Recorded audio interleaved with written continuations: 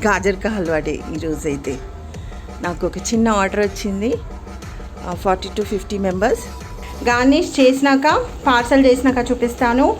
మేము గాజర్ కా హల్వా, డబ్బల్ కా మిఠా, కద్దు కా ఖీర్, రాజ్భోగ్, ఇంకా ఏమంటారు రస్మలాయి, రసగుల్లా, ఇంకా ఆల్మోస్ట్ హైదరాబాదీ అన్ని స్వీట్స్ చేస్తామండి. మీకు కావాలంటే ఆర్డర్ పెట్టుకోండి.